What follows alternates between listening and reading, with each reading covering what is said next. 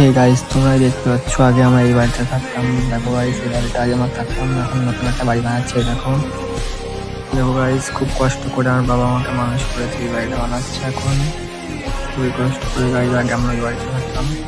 তোমার সবাই দেখো গাইস, বাড়িটা কেমন হচ্ছে, ভালো হলে কমেন্ট করো। বাড়ির পুরো ভিডিওটা তোমার সাথে শেয়ার করছি গাইস।